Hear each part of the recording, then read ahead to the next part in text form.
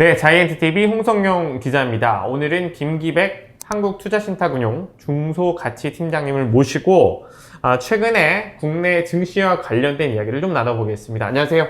안녕하세요. 네, 이제 팀장님께서는 이 주주환원과 관련된 이야기를 좀 많이 해주시고 이 주주환원과 관련된 가치투자 메시지를 많이 내놓으시고 계신데, 이제 뭐 거두절미하고 바로 여쭤보면 최근에 이제 뭐 국내 장은 뭐 패싱하는 분위기가 어느 정도 막 젊은 친구들에게 있는 것 같습니다. 뭐 이제 뭐 국장이 너무 이제 뭐 계속해서 박스피에 갇히다 보니까 뭐 그런 것도 있고요. 뭐 네. 최근에 많이 올랐지만 한국 주식시장은 왜 이렇게 좀 이렇게 미국과 다르게 확 오르지 못하는 걸까요? 사실은 말씀해 주신 대로 한국 자본시장이 우상향을 크게 해본 경험이 없었기 때문에 어떻게 보면 한국 시장에 대한 불신이 좀 가득한데요.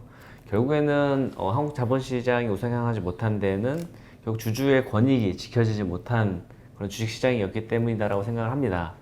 일반적으로 사실은 주주라고 하면 결국 주식회사에 투자를 한 것이고, 주주의 권익이라는 것은 결국에는 어떤 그 기업을 투자함으로써 발생되는 수익 배분에 대한 권리, 그리고 의결권을 가지고 있지 않습니까? 그 의견을 내면서 그 기업이 조금 더 바람직한 방향으로, 특히 기업들의 ROE가 높아질 수 있는 그런 방향으로 갈 수 있어야 되는데, 사실 그런 부분에서 사실 한국 기업들이 주주환원에 워낙 인색했기 때문에 그런 부분에서 사실 한국에서 오랫동안 투자하셨던 분들도 실망을 하셨던 분들이 많았고, 사실 이제 젊은 투자자들도 미국 기업들은 사실 훌륭하게 계속 우상향하고 있고, 어떤 배당이랄지 자사주 소각 매입이랄지 주주들의 가치를 챙겨주는 그런 것들을 적극적으로 하고 있기 때문에 일종의 주주로서 사실은 굉장히 존중받고 이제 보답받는 느낌이 난단 말이죠.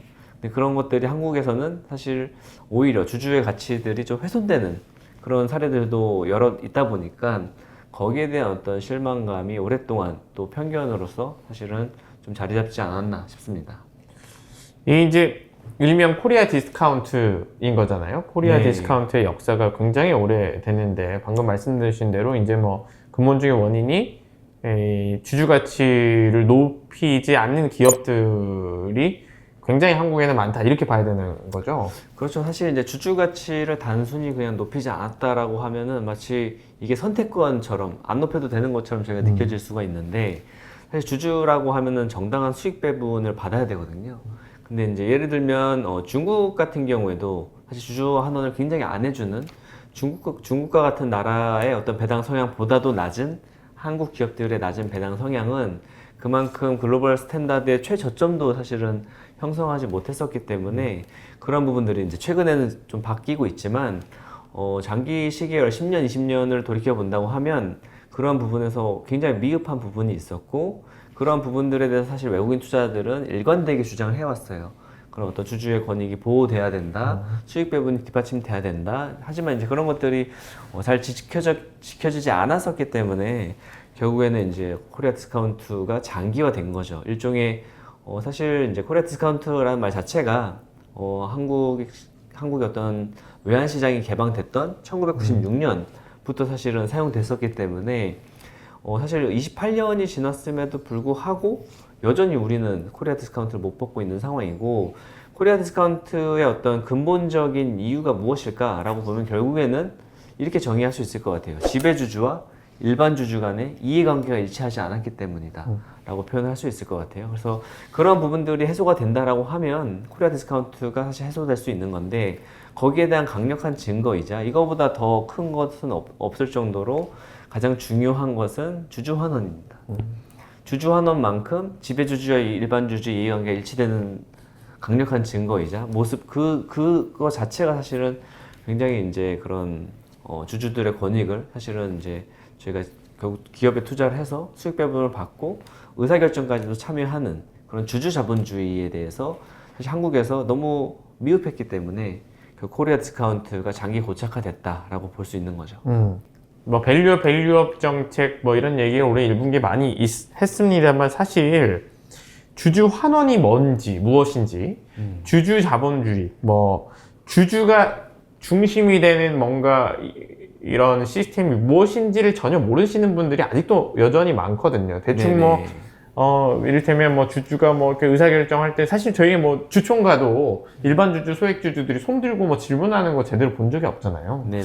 그런 게 이제 정확하게 무엇이라고 좀 정의를 해보거나 이렇게 설명할 수 있을까요? 그럼 밸류업 정책이 사실 올해 1월 달에 나왔지만 사실 이제 많은 투자들이 어떻게 보면은 기업들에 대해서 물론 일부 소수 투자자분들은 늘 기업들에게 요구를 했었지만 다수의 어떤 주주들은 단기 주가 상승에만 관심이 있지 정말 주주의 권익을 지키는 어떤 주주로서 수익 배분을 받는 그런 경험치를 많이 못 쌓으시다 보니까 그런 부분에서 사실은 이제 밸류 프로그램이 나왔었을 때 약간은 안타깝게도 이것 또한 저 PBR 테마주와 같이 어떻게 보면 테마주로서 받아들이는 성향이 보였거든요. 그만큼 어떻게 보면 코로나 이후에 한국 증시는 그만큼 테마가 지나치게 사실 좀 발달을 했다 보니까 그런 어떤 주주 환원과 같은 밸류업 정책 이런 것들은 어떻게 보면 자본시장의 질적 변화거든요. 특정 섹터나 종목에 대한 얘기가 아니라 거의 모든 기업이 대상이 될 수 있는 그런 변화였음에도 불구하고 또다시 어떤 특정 섹터에 몰리는 그런 모습들을 보면서 사실은 여전히 아직 주주 자본주의를 어떤 투자들이 아직 받아들이지는 못하고 있는 모습이다. 물론 변화는 지속되고 있습니다. 예. 그래서 이제 그러면 제대로 받아들이지 못한 거. 그러니까 이를테면 여러 가지가 있는데, 저희는 뭐 저 PBR 뭐 이렇게 이제 그런 데만 신경을 썼다 이 말씀이시잖아요. 그렇죠? 그러니까 결국에는 주주 환원이라는 것을 뭐 올해만 배당을 해주고 내년도에 못 해주면 안 되지 않습니까? 주주 환원이라는 것은 굉장히 지속적이고 반복적이고 특히 이제 주주들로서는 이 주주 환원도 성장을 해야 되거든요.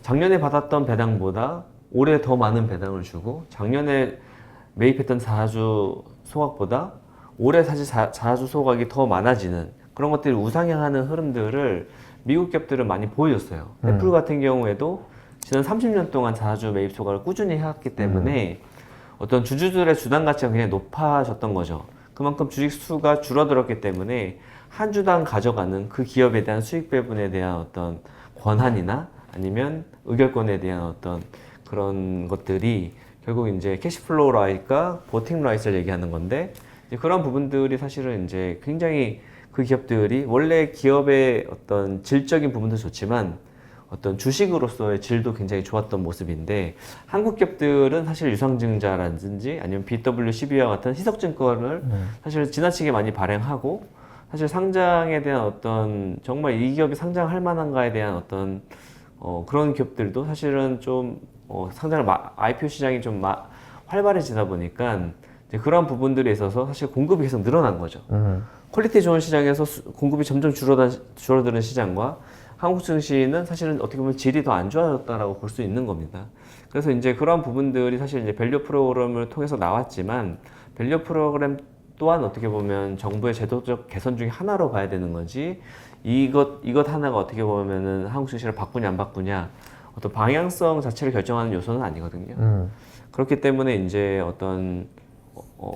어떻게 보면 교과서에 나올 만한 그럴 법한 얘기지만 사실은 정말 어떻게 보면 한국 증시가 우상향하기 위해서는 어떤 주주 자본주의, 특히 어떤 기업들의 어떤 질적인 어떤 변화가 요구되고 있는 상황입니다. 그 이제 밸류업 정부의 정책을 평가하기 전에 그러면 이제 말씀하신 주주 환원과 관련해서는 저희가 가장 쉽게 알 수 있는 게 이제 배당 그리고 네. 이제 뭐 자사주 매입 방금 말씀하셨던 거. 네. 그 특의 두 개인데 이제 그게 이제 매니저님이 쓰신 책에서 나오는 그 주주 환원 대변혁의 가장 기본이 되는 걸까요?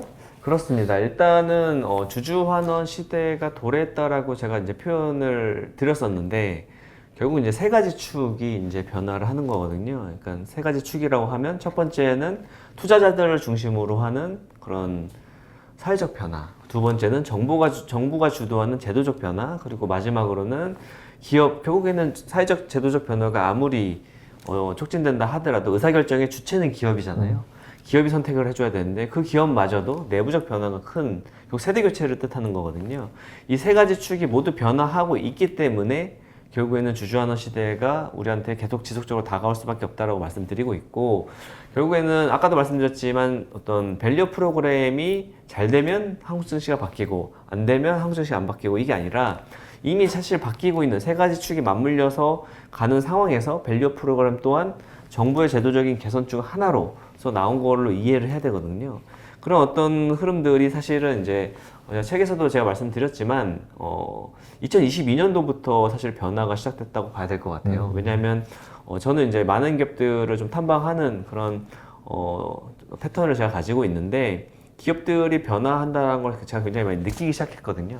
2022년도부터. 그것은 어떻게 보면 형태는 다 다릅니다. 어떻게 보면 어떤 기업들은 세대 교체를 준비하고 하면서 결국에는 상속세와 증여세를 마련하기 위해서 배당 성향을 계속 증가시키는 그런 기업들도 있었고, 1세대에서 2세대로 경영진이 교체되면서 자주 매입 소각을 반복하는 기업들이 생겼고, 결국에 이제 그런 것들이 어떻게 보면 제가 기업 미팅을 하면서 탐방을 다니면서 느꼈던 것들이 지표로서 설명을 한다면 자사주 소각 수인 것 같아요.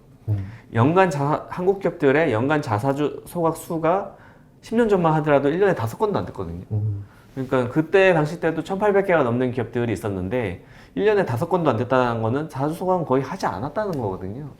근데 그런 상황에서 시간이 흘러가면서 연간 한 10건에서 20건 정도에 여전히 그쳐 있었습니다. 하지만 2022년도부터는 그 변화가 느껴졌던 거는 2022년도 자사주 소각 건수가 48건, 23년도가 92건, 그리고 올해 2024년도 와서는 제 개인적으로 봤을 때는 150건을 넘어갈 것이다 보고 있습니다. 그렇게 되면은 10년 전에 비교했을 때 10배 이상 늘어나는 거거든요.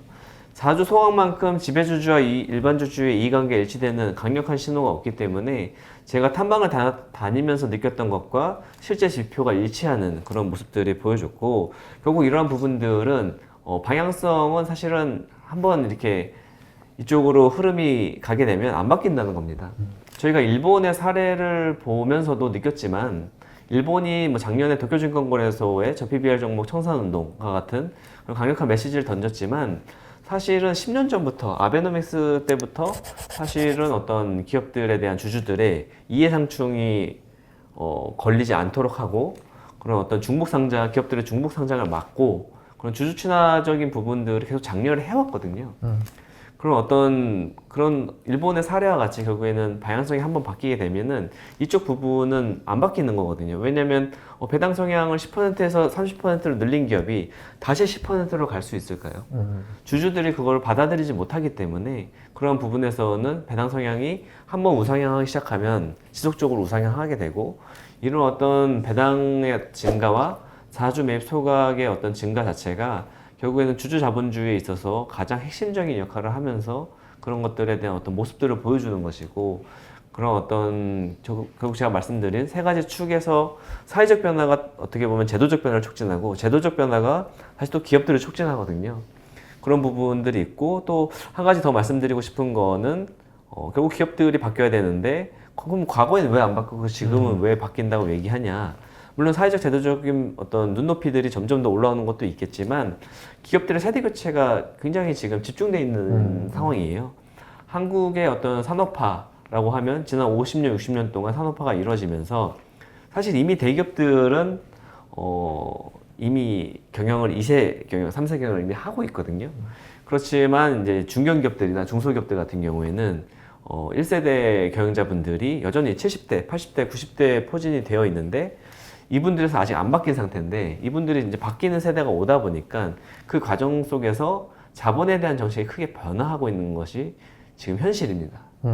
네. 예, 저도 방금 여쭤보려고 했습니다만 말씀 주신 대로 이제 기업들의 세대 교체가 무르익는 분위기에서 2022년부터 자사주 매입과 소각을 반복하는 기업이 굉장히 늘었고, 그다음에 이제 기업의 배당 성향도 굉장히 늘고 있어서 뭔가 이제 시기적으로 뭔가 체질 개선이 이루어질 때가 도래했다라는 말씀이신 것 같아요. 그런 상황이 도래했기 때문에 밸류 프로그램이 나온 거지, 밸류 프로그램이 나왔는데 이게 바뀔 거냐가 아니라는 거죠. 그러니까 후자의 관점으로 보면 계속 테마적으로 사실 투자를 할 수밖에 없고, 전자의 입장으로 본다면 그 가운데서 주주 환원의 어떤 자본 배분의 정책이나 이런 세대 교체의 어떤 그런 시기에 와 있는 기업들의 변화 이런 것들을 사실 초점을 잡아서 기업들에 투자를 한다면 굉장히 안정적이면서도 왜냐하면 수익 배분을 많이 받기 때문에 사실은 배당 수익률이 만약에 어떤 기업이 10%가 넘는다라고 본다면 매력적으로 느끼세요? 아니면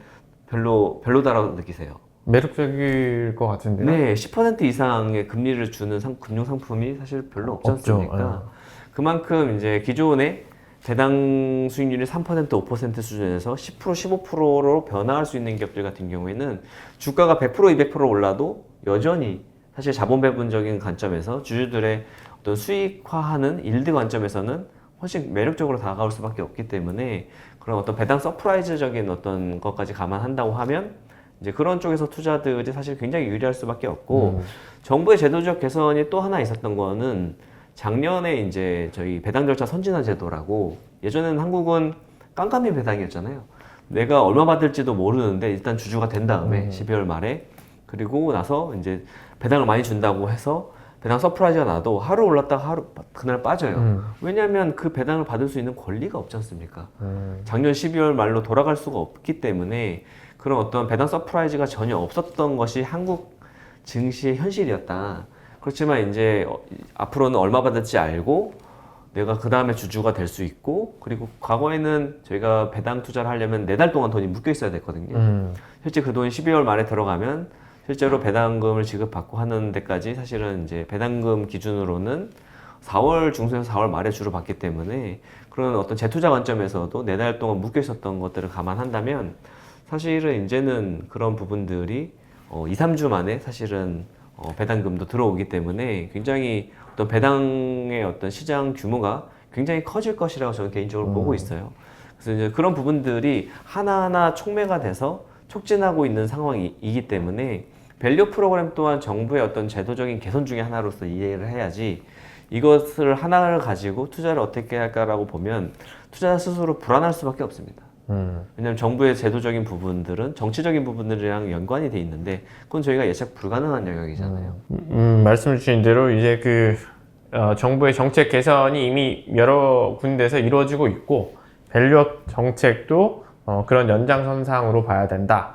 이제 이런 비판들이 사실은 그렇게 못 보시는 분들이 이제 우리의 체질 개선이 이루어지고 있는 가운데 정책까지 새롭게 나왔다라고 이해하지 못하는 분들은 주주 밸류업 정책 자체가 총선용이다. 네. 그래가지고 이제 총선 전에 이제 총선 이후에도 지금 이제 거야가 이루어졌으니 정부가 탄력을 못 받을 것이다라고 해서 이제 관련된 종목들도 빠지더라고요. 네. 근데 이제 그런 건 사실 이제 조금 맞지 않다라는 얘기이신 것 같은데요, 그죠?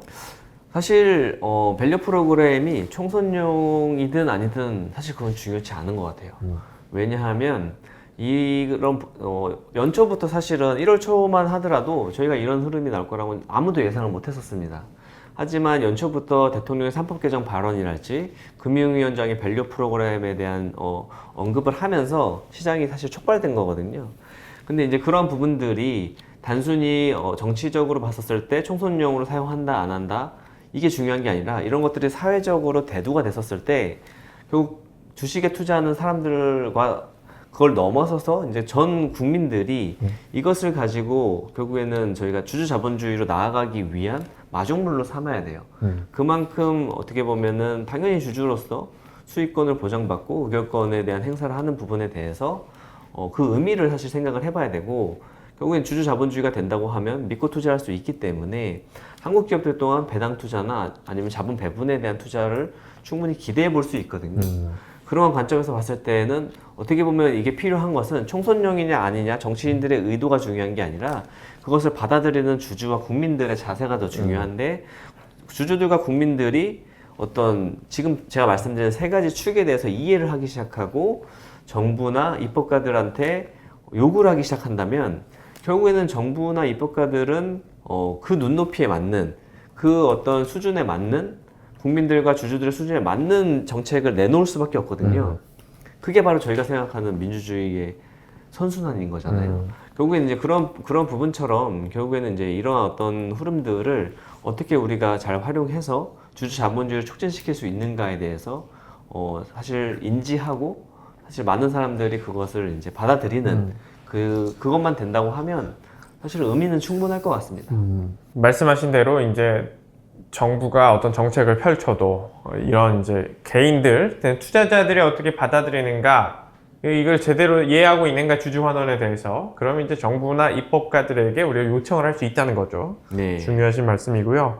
이제 매니저님께서는 사실 기업 탐방 왕이라는 호칭을 얻을 정도로 기업을 탐방하는데 이제 많은 기업을 만나고 직접 이제 발굴하시고 하시는데, 사실 이제 책에서도 나오지만 이제 명품 우량주를 발굴하는 방법에 대한 그 고민들이 있습니다. 이제 뭐 방금 말씀하신 내용들을 이해했다. 이제 드디어 주주환원에 대해서 내가 이해하게 됐구나. 네. 라고 하시는 분들이 이제 좋은 기업들을 찾는 것에 열중을 하셔야 될 텐데, 이제 뭐 어떤 발굴을 할 때 기준이 있을까요? 저 같은 경우에는 이제 많은 기업들을 보면서 결국에는 이제 우량 기업에 투자를 하는 경우에 과거에 사실은 지금까지는 주주의 권익이 지켜지지 않는 증시라고 말씀을 드렸지만, 그러한 상황에서조차 우량주들은 사실은 우량주들이 주가가 우상향하는 거는 그걸 막을 수는 없었거든요. 근데 주주의 권익이 지켜지는 주주 자본주의 시대가 됐었을 때 우량주들은 더욱 빛날 수밖에 없다라고 저는 생각을 하는데, 일단은 우량주의 어떤 정의에 대해서 저희가 먼저 생각을 해볼 필요는 있을 것 같아요. 우량주 하면 뭐가 떠오르십니까? 뭔가 매출과 이익이 많이 나는 기업일 것 같은 느낌이 듭니다. 어떤 기업들이 있죠? 예를 들면 우리나라에 뭐 그냥 딱 돌려도 이제 코스피 상위 뭐 10개 기업 이런 데들이 이제 삼성전자, 현대차 같은 현대차. 그런 기업들 사실은 우량주가 맞고, 그런 기업들은 글로벌하게도 인정을 받는 초우량주입니다. 하지만 우량주의 범위를 사실 한국 투자자들은 너무 좁게 해석하고 있는 게 아닐까 싶어요. 왜냐하면 우량주라고 하는 것은 결국에는 어떤 기업이 특정 산업에서 초기 시장부터 호황기와 불황기를 반복해서 겪으면서 그 안에서도 사실은 매출과 이익을 크게 늘릴 수 있도록 경쟁 우위를 뚜렷하게 확보, 그 경쟁 우위를 기반으로 해서 결국에는 시장 점유율을 늘려가고, 그 시장 점유율이 늘어나고 나서는 돈을 많이 벌 거잖아요. 그렇게 해서 그런 어떤 현금 흐름을 흡수한 어떤 재무적 우위까지도 확보된 상태의 기업을 저희가 우량주라고 부를 수 있을 것 같아요. 그렇게 본다고 하면 단순히 기업의 사이즈가 문제가 될까라고 저는 싶습니다. 기업의 사이즈는 전혀 문제가 되지 않는다. 충분히 어떤 금융위기나 아니면 경기 침체가 왔을 때조차도 그 기업이 제품을 개발하고 R&D를 투자를 하고 영업 활동을 함에 있어서 위축받지 않는 상태의 어떤 우량한 어떤 충분한 어떤 현금 흐름과 자기 자본을 탄탄한 어떤 순유동자산 중심의 자본을 가지고 있다라고 한다면 우량주로 불러도 사실은 손색이 없고, 결국 제가 정의하는 우량주의 어떤 정의 자체는 한마디로 말씀드리면 큰 외풍이 흔들림이 없는 기업이에요. 그런 기업들 같은 경우에는 소형주든 중형주든 대형주든 다 상관없이 우량주로 불러도 사실 손색이 없다고 저는 생각을 하고 있고, 그런 기업들이 시간이 지나면 소형주가 중형주로 발전을 하고 중형주가 대형주로 발전을 합니다.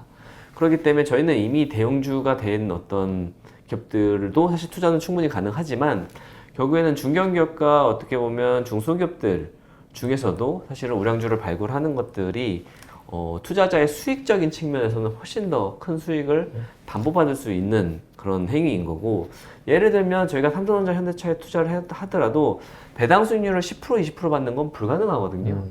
그렇지만 이제 중견기업이나 중소기업들 중에서는 여전히 배당 성향을 10%밖에 안 주고 있는 기업들 중에서 배당 수익률이 5%가 된다고 하면, 그 기업들이 사실은 배당 성향을 30% 40%까지 올리면 배당 수익률이 15% 20%까지 올라갈 텐데, 그렇게 된다고 하면은 주가가 200~300% 올라도 사실은 더 올라야 되는 거거든요. 어떻게 보면 주주들이 주식에 투자해서 얻을 수 있는 일들을 봤었을 때 5% 이상을 준다라고 생각하면은 매력적일 수가 있어요.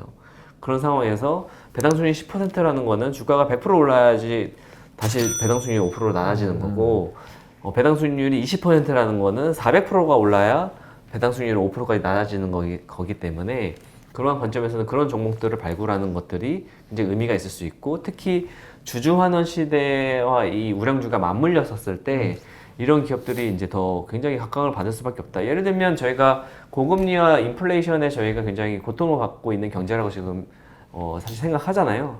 근데 그런 상황에서도 사실은 순유동자산이 많은, 특히 순연금이 많은 기업들 같은 경우에는 빌려서 투자를 하지 않고 있기 때문에 오히려 그 기업들이 고금리에서는 큰 수혜를 봅니다. 왜냐하면 은행에만 넣어놔도 아니면 미국의 채권만 사더라도 4% 5%를 충분히 받을 수 있기 때문에 그런 기업들은 기업들의 ROE가 높아지거든요.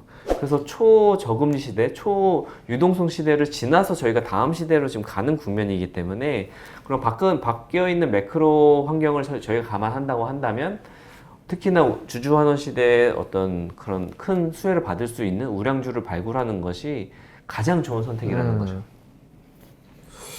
우량주가 이제 통상 우리가 이제 초대형 우량주만 생각을 하는데 그런 종목들도 맞습니다만 이제 중소, 중견 우량주를 발굴해야 배당도 많이 받을 수 있고 그 다음에 수익자 관점에 수익률 관점에서 큰 수익을 얻을 수 있다라는 말씀이셨는데 네. 그리고 이제 몇 가지 뭐 이렇게 추리면 어떨까요? 이제 뭐 몇 가지 추리면 이제 지금 현재 뭐 몇 퍼센트인 종목 뭐 이런 거 이게 사실 꼭 이게 그 맞는다 아니는 틀리지만 이 가늠자를 우리가 조금 준다면 네. 이런 종목으로 골라낼 수 있다. 고르는 방법 자체가 궁금하신 분이 있을 수 있거든요. 일단은 많은 기업들, 특히 한국의 기업들이 아까 이제 중견기업과 중소기업들 중에서 세대 교체가 되는 기업들이 굉장히 큰 트리거고 중요하다고 말씀을 드렸는데 사실은 이제 한국 기업들은 안 바뀐다고 사실 생각을 하시는데 경영자가 다음 세대로 바뀌면 계속 바뀌거든요.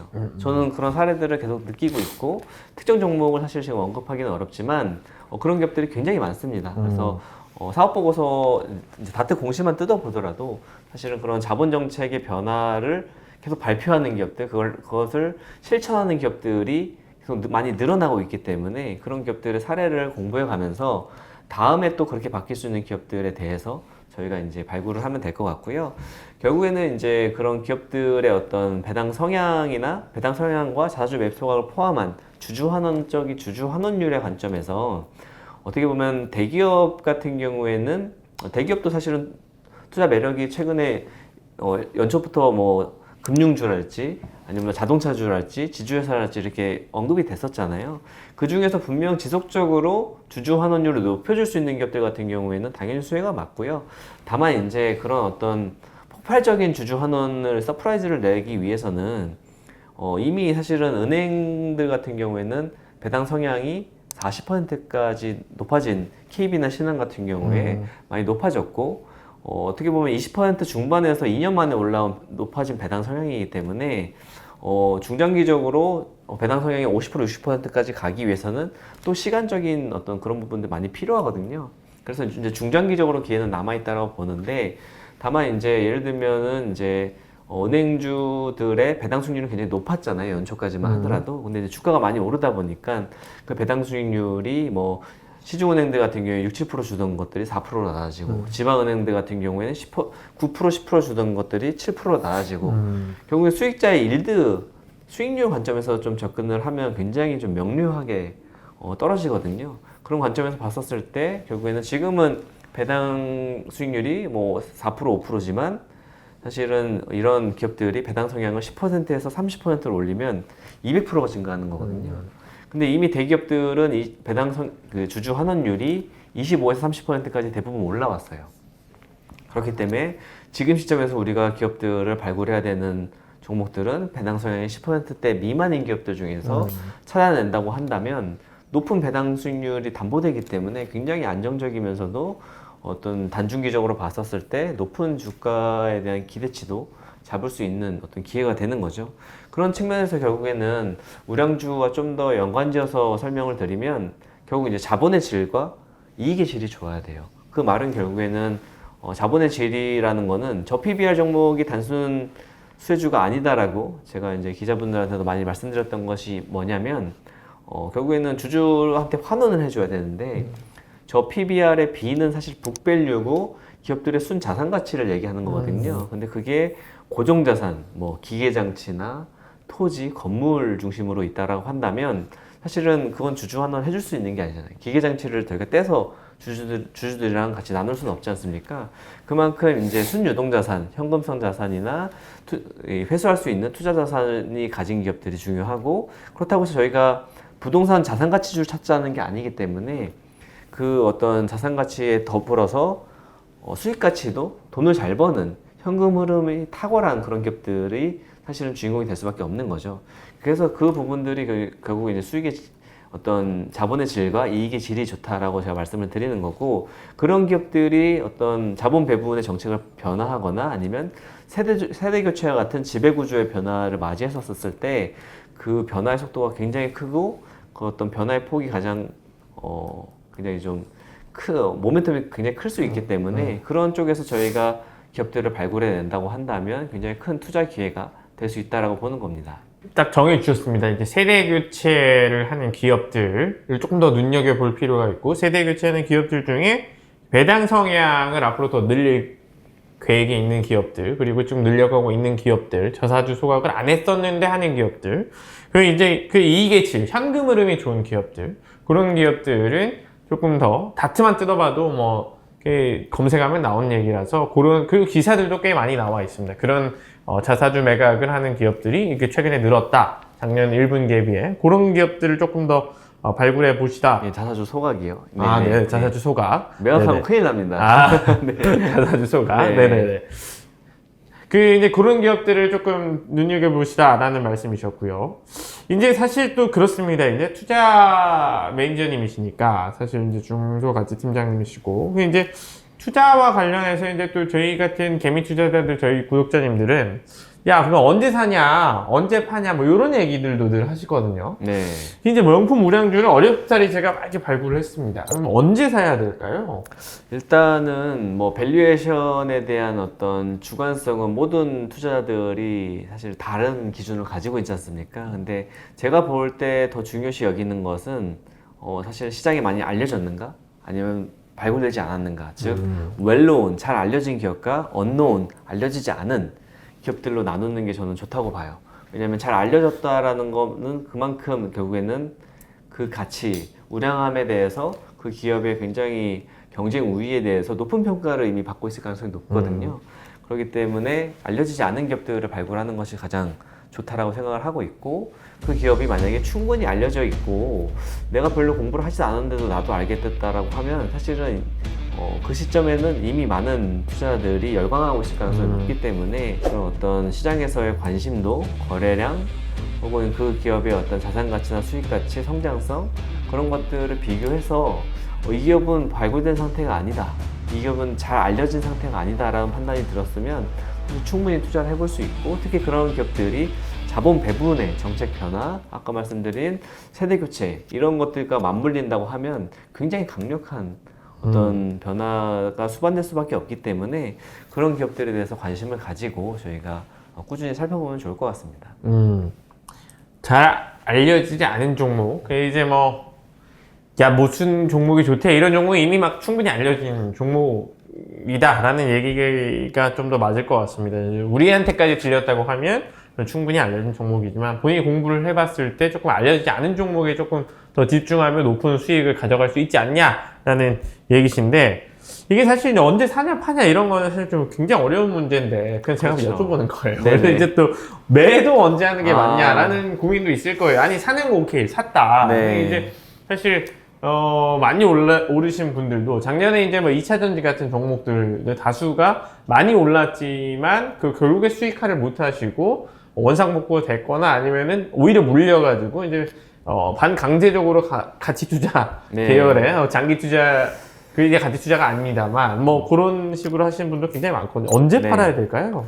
일단은 뭐 정말 매매 방법은 정해진 것이 없고 투자자의 기질에 의해서 저는 좌우된다라고 봐요. 근데 저 같은 경우에는 기다리는 투자를 하는 사람이고 주식시장에서 발굴되지 않은 언노운 종목들을 발굴해서 가는 성향이다 보니까 제 기준으로 말씀을 드리면 저는 보통 이제 3가지 정도 기준을 둡니다.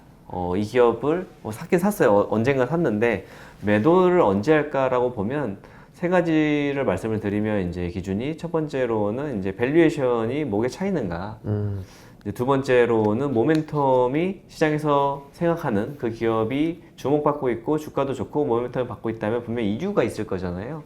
그 모멘텀이 충분히 발현이 되었는가, 그리고 마지막으로는 그런 어떻게 보면은 시장에 있어서 어떤 좀 과도한 어떤 그런 열기가 주가에 녹아져 있는가. 그 세 가지를 저는 기준으로 봤었을 때 두 가지 이상이 충족한다고 하면 저는 이제 점진적으로 매도를 하는 편이고요.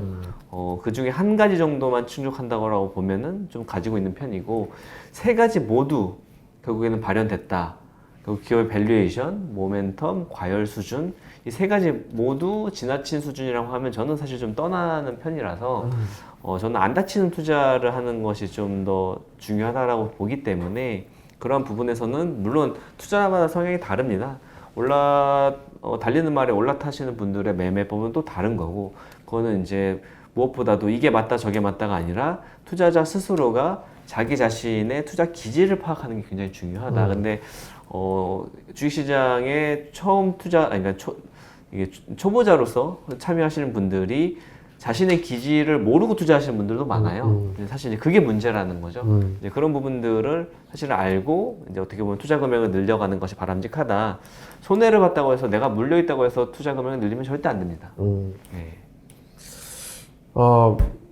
말씀하신 대로 이제 참고하시면 될 것 같습니다. 투자자의 기질에 따라 다른 거니까. 이제 매니저님, 중소가치 팀장님께서는 밸류에이션, 모멘텀, 과도한 열기 이런 기준으로 두 가지 이상이 충족됐을 때 뭔가 매도를 고려해 보는 게 맞지 않느냐라는 얘기를 해주셨고요. 물론 다른 의견들도 많습니다만 지금 이제 김기획 팀장님께서는 그런 기준을 가지고 계신다라는 얘기를 해주셨습니다. 이제 앞으로 또 제가 김기백 팀장님을 종종 모시고 이제 오늘은 전반적인 주주 환원과 관련된 이야기를 좀 나눠봤고, 이제 기업 탐방왕이시기 때문에 명품 우량주를 발굴하는 방법에 조금 더 초점을 맞춰가지고 요즘에 눈에 들어오시는 명품 우량주는 어떤 것인지 그런 얘기들도 앞으로 계속해서 나눠볼 예정입니다. 계속 관심 가져주셨으면 좋겠습니다. 오늘 장시간 또 저랑 이 가치 투자와 관련된 그 주주 환원과 관련된 명품 우량주를 발굴하는 방법과 관련된 얘기를 나눠주셨습니다. 감사합니다, 팀장님. 네, 감사합니다.